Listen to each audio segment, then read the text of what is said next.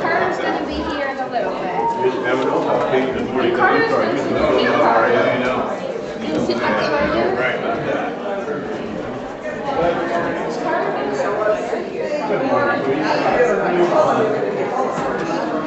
Yes, I am. They do good. Yeah.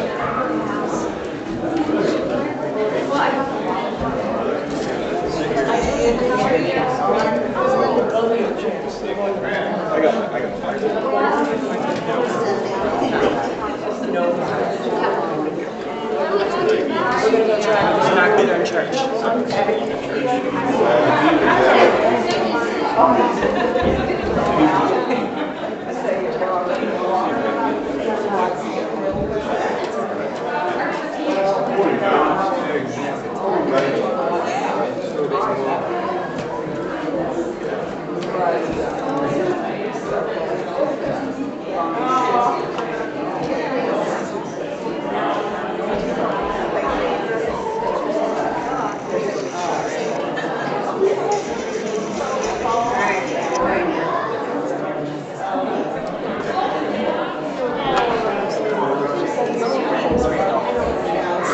Morning to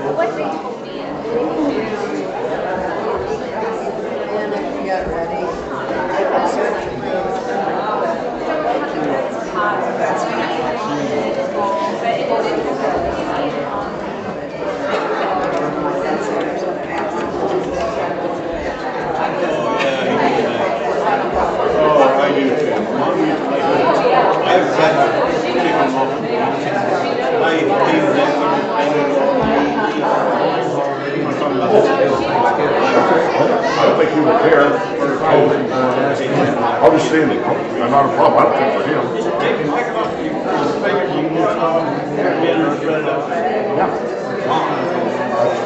They don't like people with wet hands just to this day. Touch me with wet hands.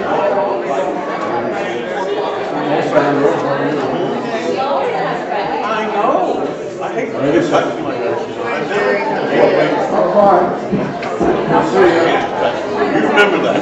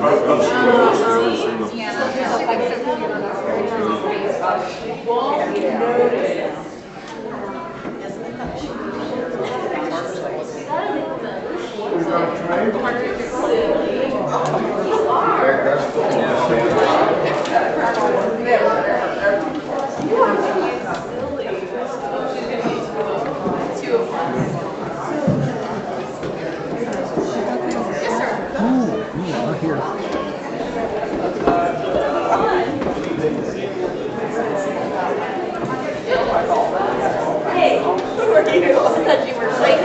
I thought you were my Clayton. I thought he was Clayton. I thought he was mine. He was about to say mine.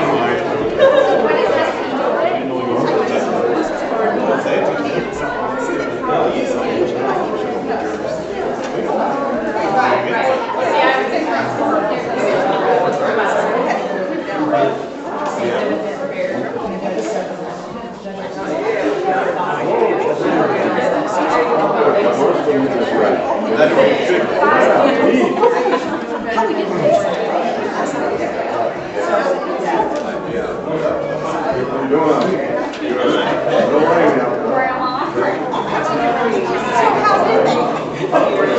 She worked that.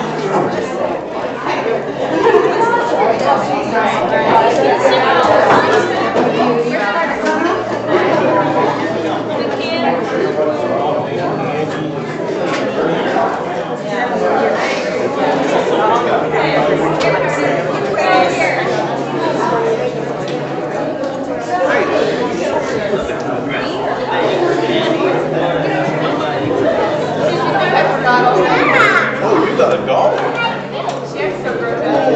Pretty fat, too.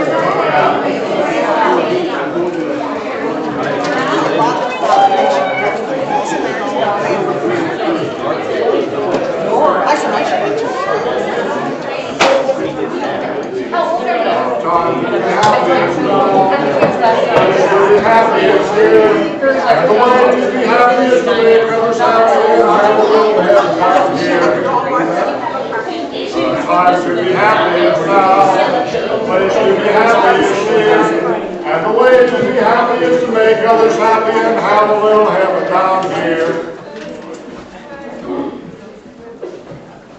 I'm so happy is the reason why Jesus took my burdens all away. Now I'm singing as the days go by, Jesus took my burdens all away. Once my heart was heavy with the load of sin, Jesus took my heavy load and gave me peace within my heart, and now I'm singing as the days go by, Jesus took my burdens all away.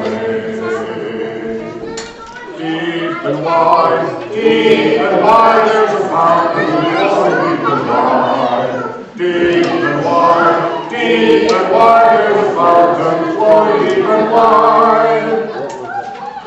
Oh, I'm traveling on the Hallelujah line, on the good old gospel train.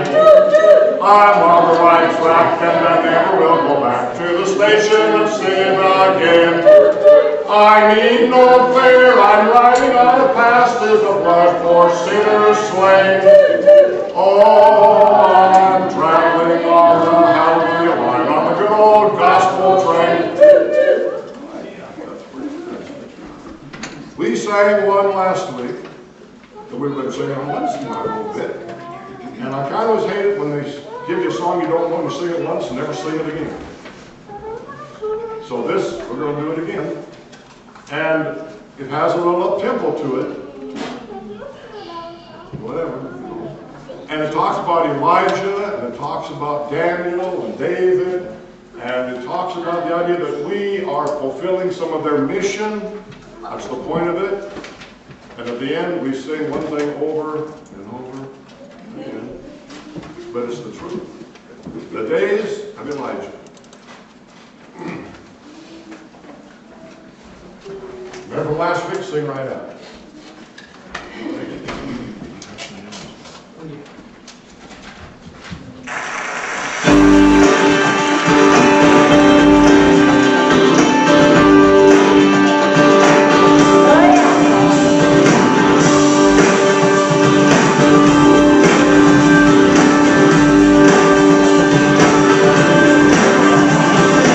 These are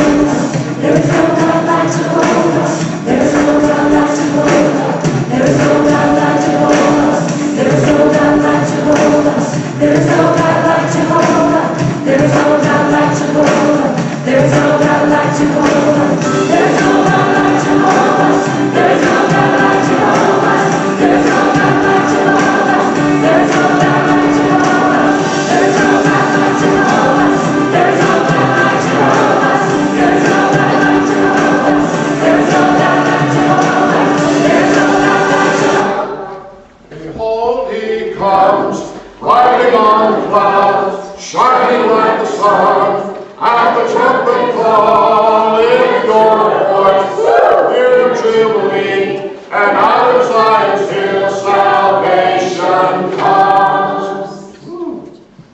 You gotta do it. Do you have a favorite chorus?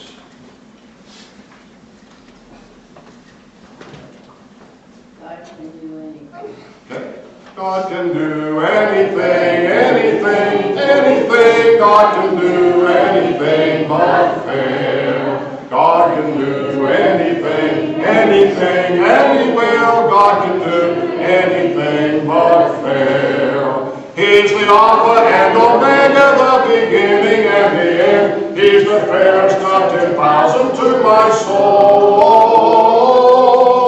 God can do anything, anything, anywhere. God can do anything but fail. Heavenly sunshine, flooded my soul with glory divine. Heavenly sunshine, hallelujah, Jesus is mine. See, Peter and James and John in the sailboat, Peter and John in the sailboat, Peter and James and John in the sailboat, down by the deep blue sea. Fished all night but caught no fishes, fished all night but caught no fishes, fished all night but caught no fishes, down by the deep blue sea. Someone came walking down by the water, someone walking down by the water, someone walking down by the water, down by the deep blue sea. Now our nets are full and breaking, now our nets are full and breaking, now our nets are full and breaking, down by the deep blue sea. You know who came walking along? Jesus, that made a lot of difference, didn't it? Oh, we gotta sing one more. You know this one? Is that all good? Gone, gone, gone, gone, yes, my sins are gone. Now my soul is free and in my heart's a song, buried in the deepest sea. Yes, that's good enough for me. I shall live eternally, praise God. My sins are J-O-N-E gone. I did it. 563.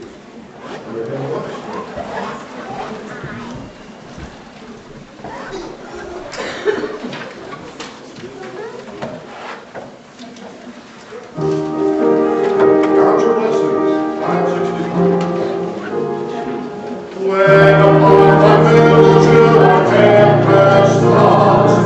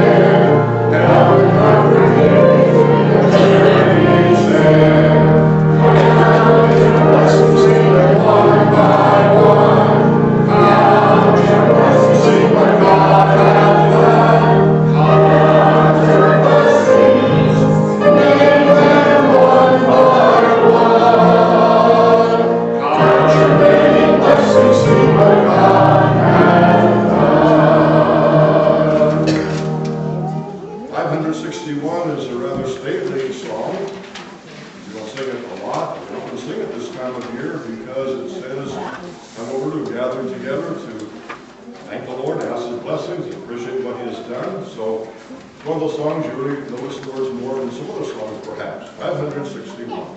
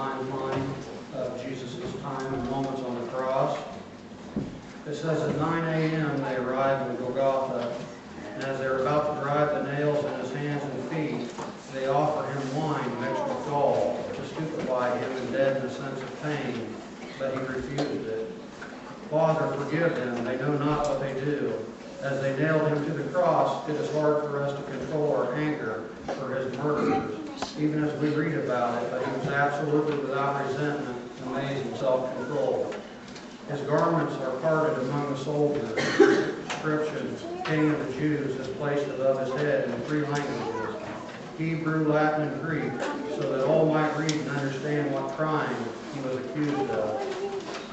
He is mocked, scoffed at, railed on, jeered by the chief priests and elders, scribes and soldiers. What a hard-hearted, inhuman, and contemptible crowd it was. Today thou shalt be with me in paradise, to the penitent robber, possibly after an hour or two. Woman, behold thy son, to John. Behold thy mother, probably as it drew on toward noon. After the jeering mob had gone, what a glorious death. Prayed for his murderers, promised paradise to the robber, and provided a home for his mother, which was his last earthly act. The darkness from noon till 3, his first 3 hours on the cross, marked by the words of mercy and kindness. Now he enters the final stage of expiation for the human sin. Perhaps the darkness symbolizes God's withdrawal, so that it might be an act of complete atonement. What Jesus suffered in this last awful 3 hours, we can never know in this world. His last 4 utterances came just as he was expiring. My God, why hast thou forsaken me? Alone in the pains keep us from going there. I thirst, burning fever and excruciating thirst were the accompaniments of crucifixion. It may have meant more. They offered him vinegar, his sufferings over, he took it. It is finished, a cry of triumphant relief and joy. The long reign of human sin and death is broken. Father, into thy hands I commend my spirit to paradise. The earthquake, veil rent, tombs open, God salute. The centurion bleeds, the multitudes grief-stricken. Blood and water from the side. Joseph and Nicodemus gasp for the body for burial. Night settles on the blackest, foulest crime in history, says. I just wanted to say, as we come into the holiday season here, and we have Thanksgiving ahead of us here this week, and we'll all be gathering around the table with our family and our friends to give thanks for the harvest and the many blessings that we've received throughout this year.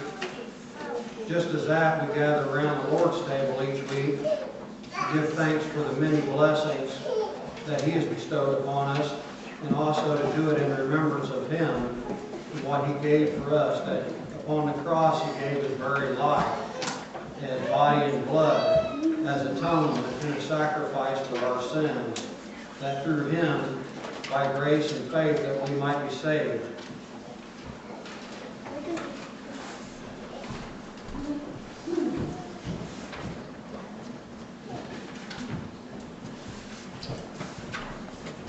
Thank you. 186.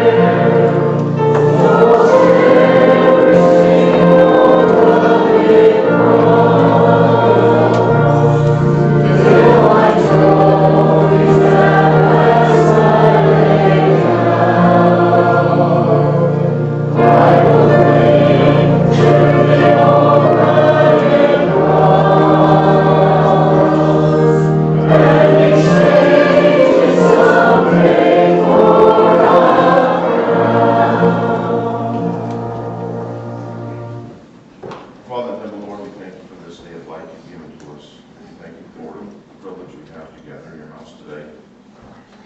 And as we've been reminded this morning of the awful price that was paid on our behalf, we pray that these images and thoughts will be lived in our minds as we think about the true sacrifice, being the suffering that your Son went through for us on our behalf. As he went to the cross, denying his physical desire to avoid the cross, knowing that we only had to have one sacrifice, only one acceptable sacrifice, that had to be him, the perfect sacrifice on our behalf.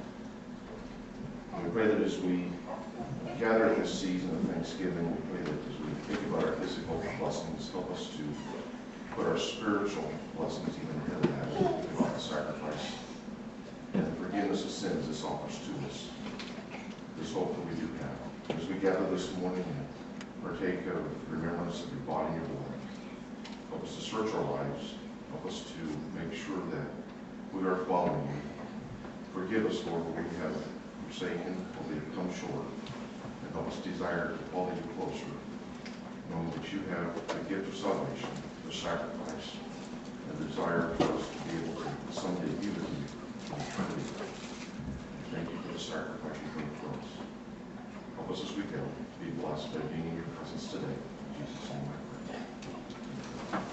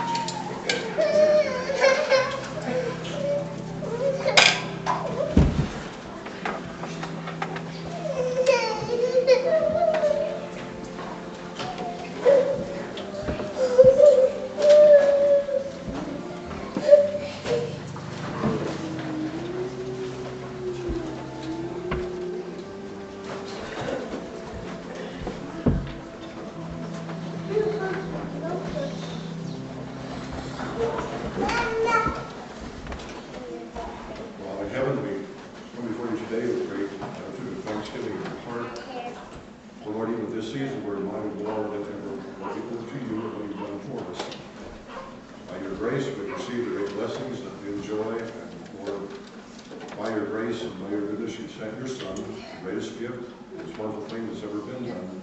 And pray, Lord, we might appreciate what you have done on our behalf and not overlook it, take it for granted.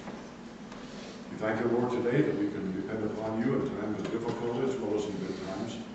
Lord, you somehow blend them together for your honor and for our own good.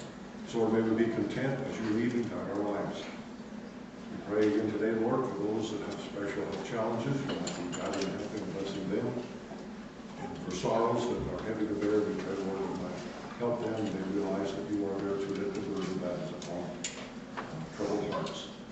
We thank you again, Lord, for the blessings of our nation and for the blessings of one another. We pray that we will appreciate those we have as friends, those as leaders, and guide all of them. We pray, Lord, again, that we might appreciate your book that you've given to us. It's cost the lives of so many before us. They paid in blood to have it, to translate it, to give it to us. And we value it, count it as a gift that we might live by it. So, Lord, bless this week ahead. May it be filled with gratitude to you. You might be pleased with our attitude on these things. And we ask it in Jesus' name. Amen. We'll be closing the service with a chorus, so we won't have a song to look up, but I'll give you a song to look up in just a minute. That's each one here today. We welcome you.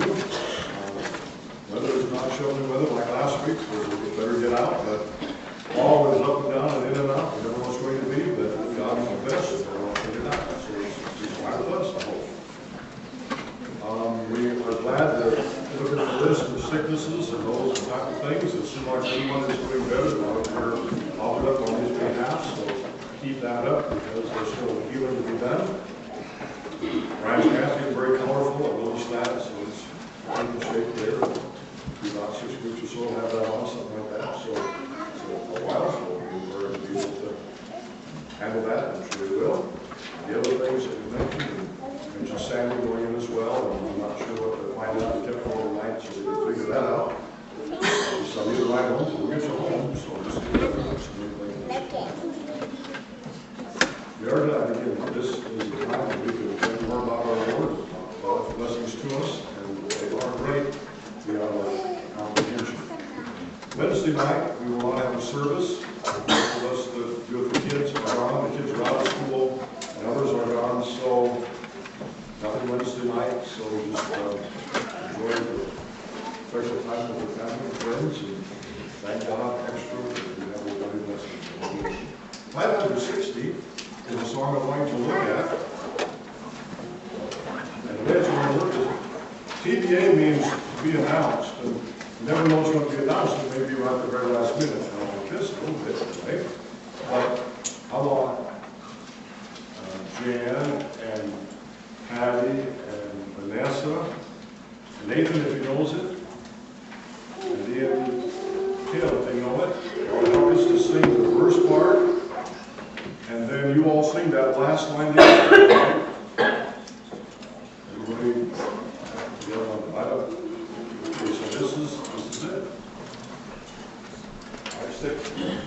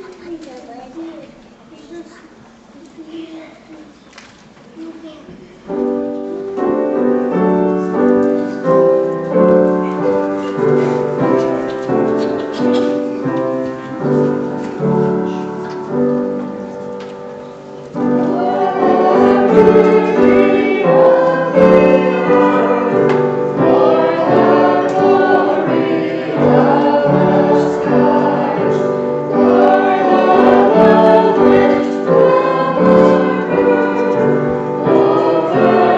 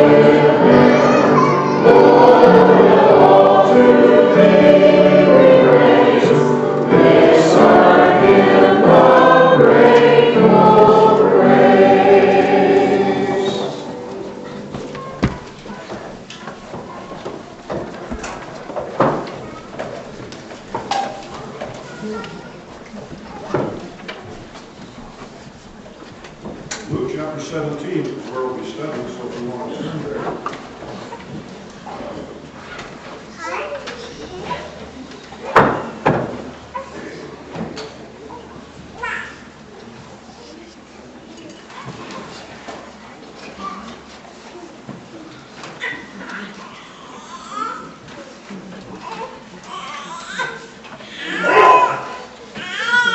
Verse 11, Luke 17:11. It came to pass, as he went to Jerusalem, that he passed through the midst of Samaria and Galilee.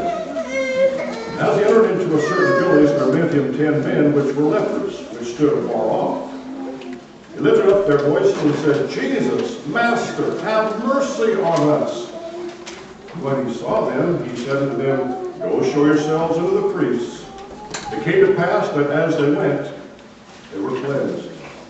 And one of them, when he saw that he was healed, turned back and with a loud voice glorified God, and fell down on his face at his feet, giving him thanks, and he was a Samaritan.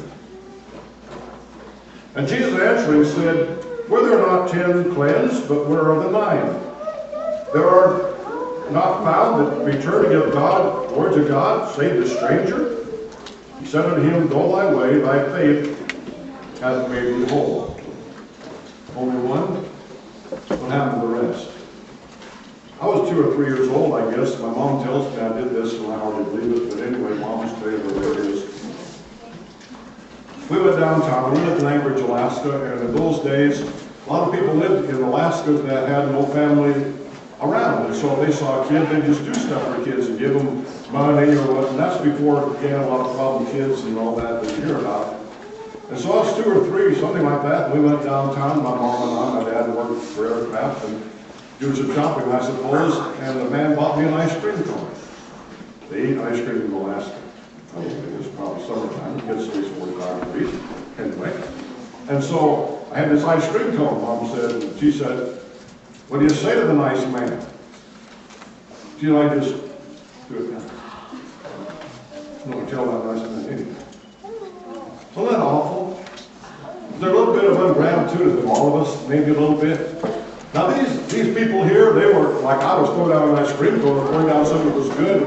They were just so excited about what was good, they just forgot it. We had a family here in the church some years ago, and they had some little boys, and their dad bought the boy a bicycle. The boy's a bicycle, and he rode that bicycle all day long, and he just had a wonderful time. Next morning, he woke up, and the bike was chained to a tree. And the little boy, 8 or 9, whatever it was, couldn't figure out why was his bike chained to a tree, and then he thought, I never told my dad thanks. And so, kind of unusual situation, so he told his dad thanks, he got the padlock key and opened up the padlock, and then the boy driving the bike, ride the bicycle. You see, sometimes we're just kind of mean to a lot to be thankful, sometimes we just get too excited to be thankful. Well, we need to be thankful as the one man was. Now, when I read this account, I see 2 things, and that's about the time we have, I guess. And one is that you notice that they're all in the same shape. They're all lepers. And you've heard, I'm sure, soon before, that leprosy was an awful disease, and there was no cure, and it was a disease that they they quarantined the people. If you hear that word today, you know, Ebola and all of that, but they made these people live by themselves so it wouldn't spread. And they were going around from place to place trying to find food, of course, but they couldn't get near people to spread the disease. And people might leave food out, and they might find food somewhere, you know, eat an apple off the tree or whatever, try to live. But it was a miserable existence. It was painful, and your body parts like ears and stuff kind of fell off in time. And finally, you just died of the disease. And it said here, one of them was a Samaritan. Isn't that really odd, you think about it, because Samaritans were like this to the Jews? They didn't want to go through their country. One of the worst things they could think of, and they called Jesus this, he was a Samaritan. That was an awful word. That was an awful slur to heap upon anybody. They did that to Jesus, and here in this group of 10, if one was a Samaritan, what were the 9? Not Samaritans. Jewish people. Who would not have had anything to do with the Samaritan except now that they're all the same shape and they're needing one another maybe to exist or have some kind of friendship, and it doesn't matter anymore. And I presume if we would know the whole truth of this account, that some of them could have been very rich at one time. Some of them were probably pretty well educated. Some of them probably were very religious, but you know what? They're all the same. You know where I'm headed, don't you? Every single person in the world is the same, and that's what? Dependent upon God. One man said, I'm going to show I can do my own thing, and I'm going to make my own man. And he grabbed a piece of dirt, and wait a minute, you can't use God's dirt either. If you're going to make a man like God did, you got to start from nothing. And of course, he couldn't do that. You and I are totally dependent upon God in every way. The Apostle Paul in Acts 17 walked into Athens, which was a smart capital of the world. You know, Socrates and all those great philosophers had walked its streets. There were great temples, and there was God everywhere, and everything that could be known religiously and philosophically was in Athens. But they didn't have the one thing they needed, and that was the right understanding of the one true God, who they called the unknown God.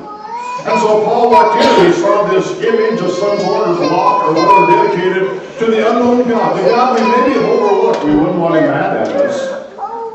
See, pagans have the idea that there are many gods, and you pick which God you want, and he's helping you, but if your friend's got another God, you honor him too, and all gods are good, and all gods are great, and everything's just fine, and you don't say anything bad about any God. He might be it. Well, Paul is saying these are images. They're stone.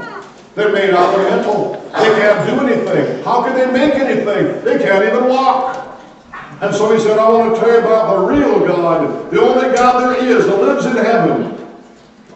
And here's what he said about him in one essence. He said, in him we live. Think about that. In him we live. We live because of God. You live because you do push-ups. You live because you keep your body longer. You keep your waist trim. You live longer because you take vitamins. You live because of whatever it is. I'll tell you what. You live because God lets you live. You're dependent totally upon the power of God. In him we live. In the Bible, there were those that thought they lived on their own and had their own life because of who they were, and found out God called the shots. One such man was a farmer in the book of Luke, chapter 12, who said, you know, I've had a great crop year. I doubt he had a good crop year, maybe as we see because of our hybrids, but as far as he was concerned, it was great, and he had to build 4 barns. And he's going to do well, and he was going to retire this year. And you're going to have a wonderful life and live a long time and enjoy his life. And God said, you are a fool.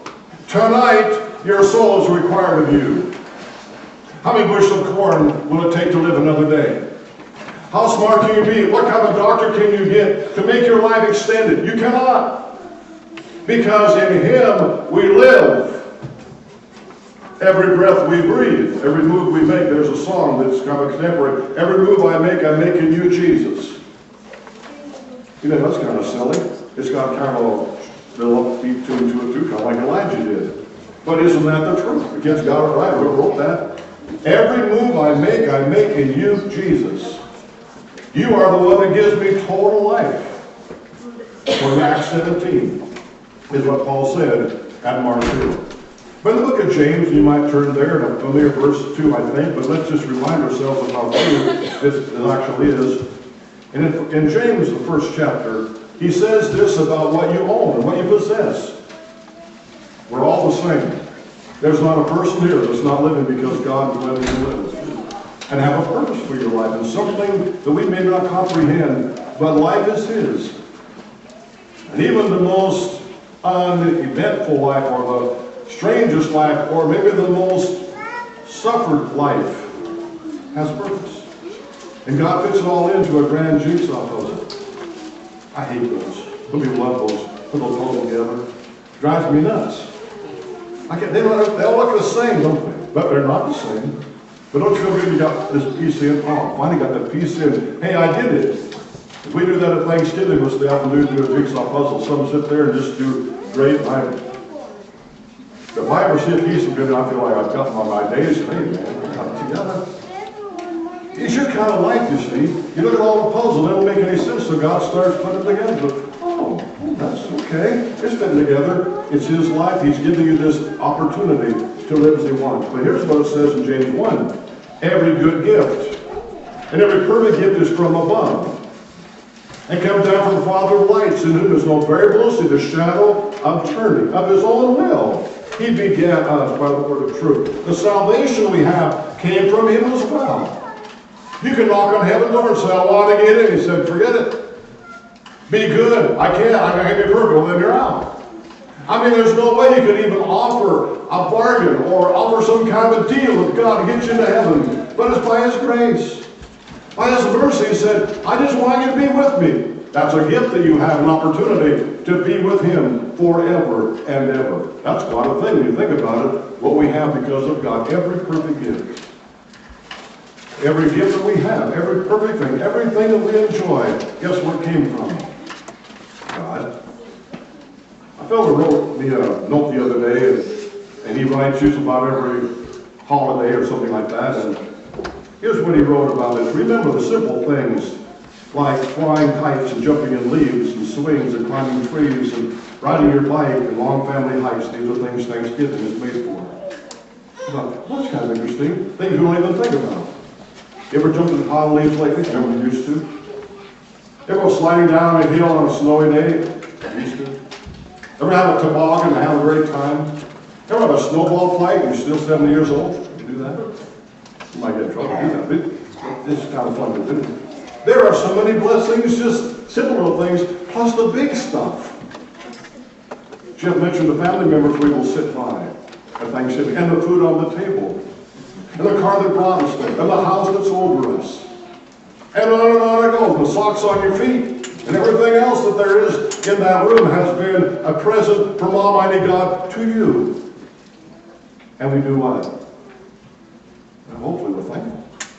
Many times we are not. We're like the 9 of the 10. We're busy doing stuff. We got too much to do. You know, we got Christmas shopping. You got to get the turkey. We got to get all this, and finally got so worn out and grumpy and out of sorts or whatever. And we have, you know, what we should be doing is appreciating God.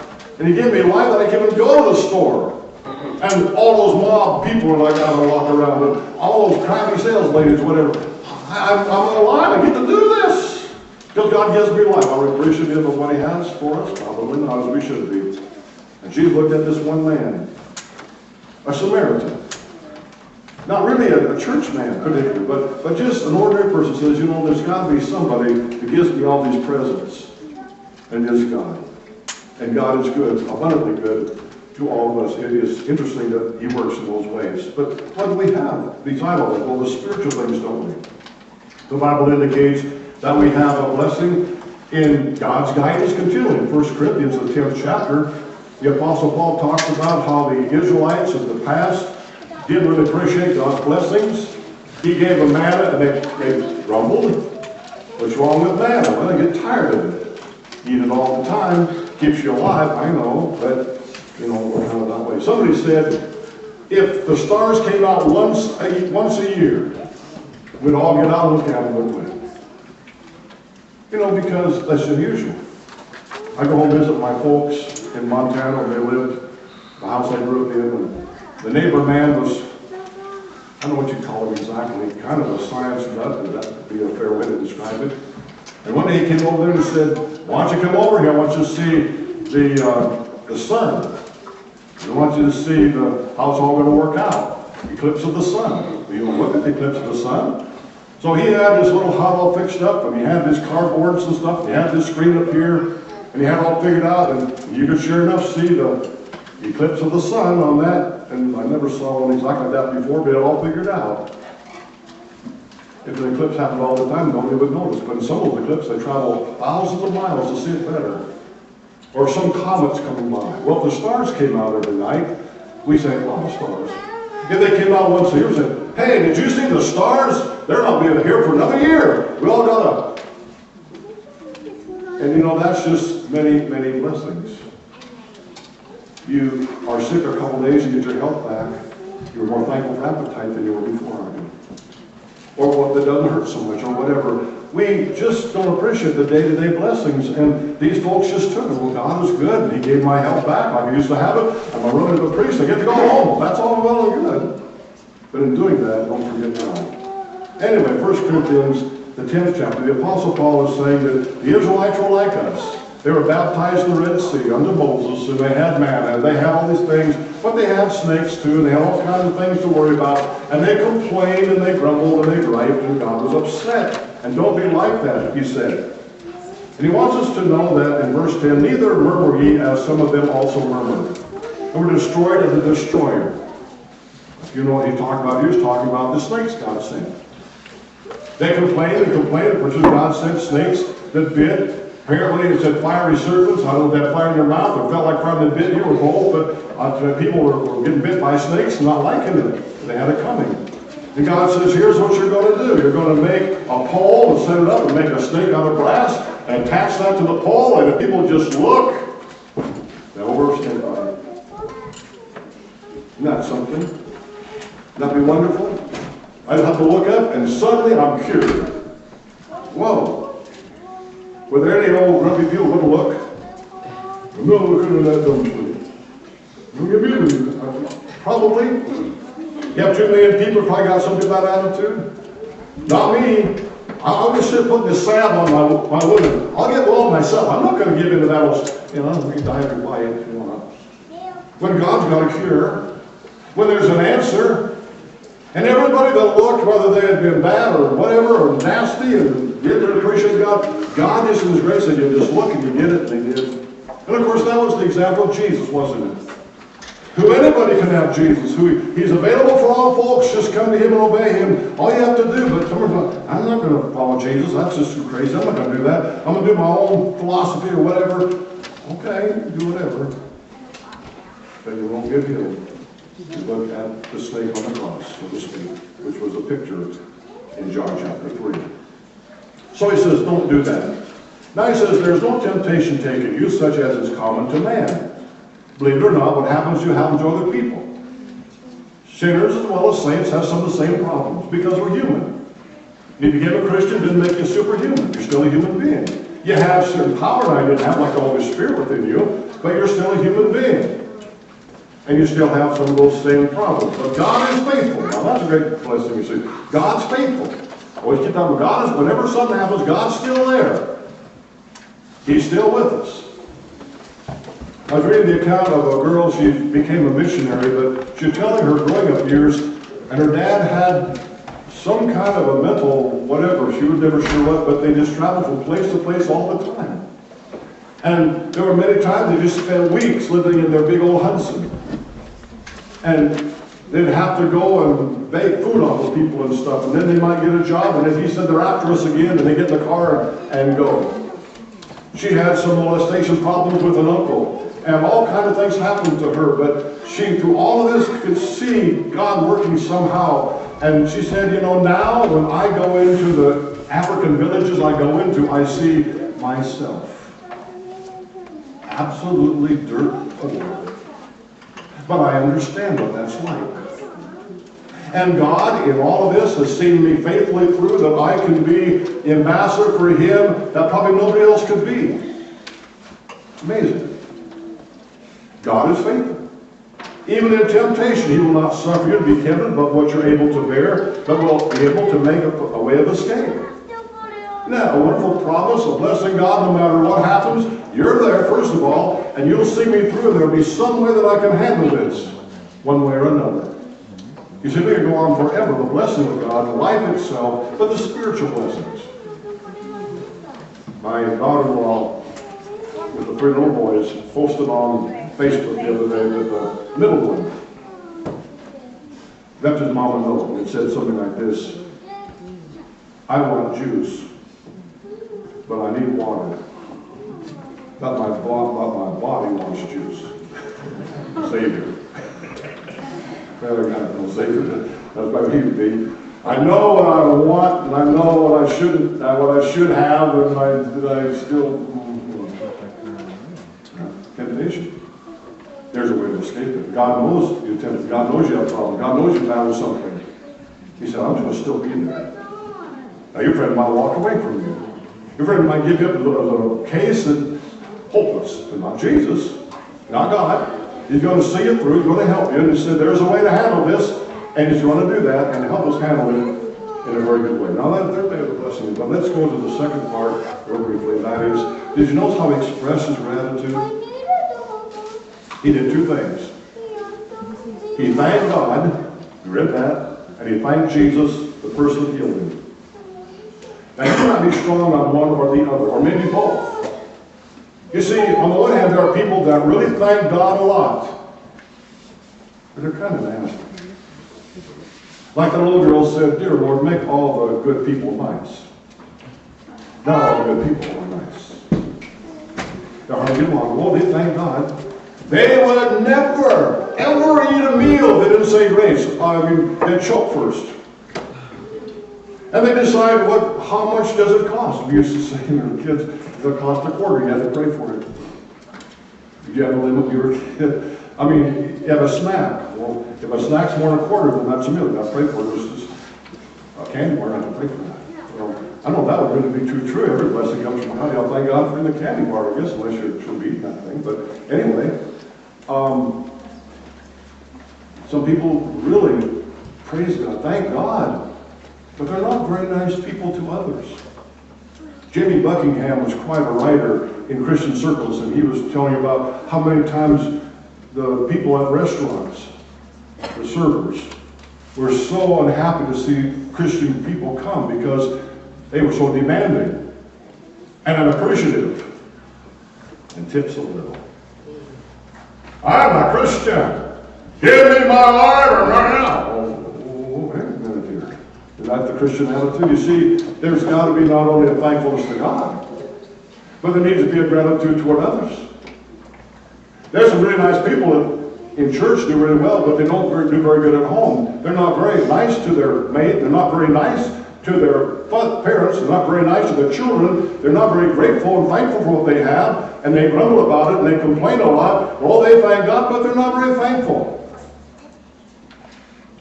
Now, Daniel prayed to God, and that's the easiest part, perhaps, because we ought to thank God. That's why Daniel wound up in the den of lions, because he prayed a prayer of thanksgiving. Couldn't he just skip it? They're out there looking at him, open up the window and pray, thank you, Lord, for the blessings. You know they're going to be there, but he didn't want to skip it. You just don't want to skip thanking God. I mean, that makes sense. Everything you have is from him. You ought to thank him for it and be appreciative of it. But what about thanking others? Well, that's a big important thing. That's what this person did. He thanked Jesus. The Samaritan did. And the Apostle Paul would say things like in Acts 6, Romans 16:4, I thank God for you. You thank God for the church members.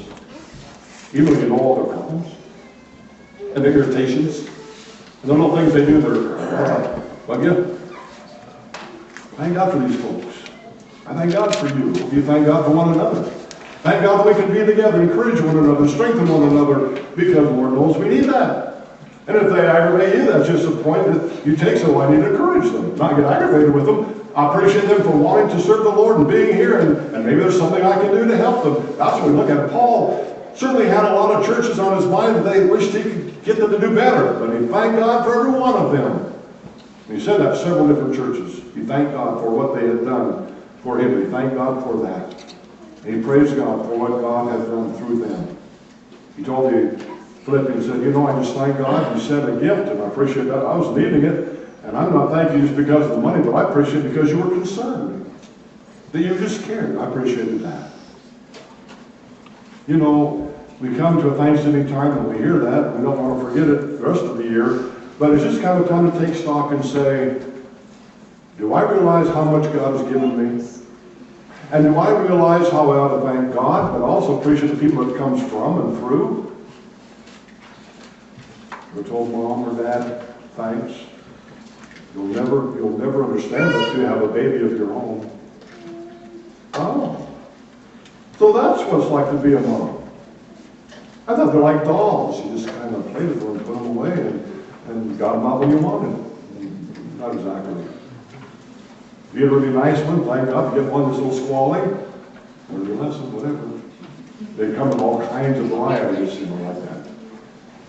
But you appreciate that. When you think, why didn't Dad do this or that, or provide this or that? Why didn't I always get all I wanted? Then you go to work and you get the first paycheck. What? They took all that out of my check? Can you get the story now? How it really works? It's kind of a severe world in a way. But we need to be thankful for those who appreciated us and blessed us. Oh, the teacher, he doesn't always do so good. You thought about trying it yourself? How long it takes, how many hours you spend studying? In closing, there was a church, and I think it was in World War II, after World War II was over, and a couple came forward and said that they wanted to do something for the church. And they were giving a memorial. I don't remember what they wanted to do, but it was a sizable memorial in honor of their son who died in the war. And on the way home, one man said to his wife, he said, you know, we ought to do that. And she said, why would we want to do that? Our son didn't die in the war. And he said, exactly. You get what he was saying? People are thankful for one thing, but are we really thankful when we didn't have some of those things happen to us? Are we thankful for God's blessings as well? We ought to be. And hopefully we will be. Where are the rest? I hope you're the Samaritan that came back and said, go your way. I'm really proud of you. I hope that's a lesson we learn from this account. So we're going to sing a chorus at the end. It's the most wonderful thing that you've ever received. If you've received it, praise God. If not, think about what you need to do to make it a reality. And thank you, God, for saving my soul. There's not a better gift. Let's stand and we'll sing that at the end. Thank you, Lord, for saving my soul. Thank you, Lord, for making me whole. Thank you, Lord, for giving to me thy great salvation, so full and free. Ron, would you listen? Dear Heavenly Father, we thank you, Lord, for this day that you've given us. Lord, we want to thank you for all the many blessings that you've given us. We know, Lord, that we cannot never thank you enough. Lord, we want to thank you for your Son died on the cross, giving out his life so we could be saved. Lord, we want to pray for all the sick people that's not able to be here today. Lord, we just pray that you'll be with us as we meet here. Let us have a good Thanksgiving. In Jesus' name we pray. Amen.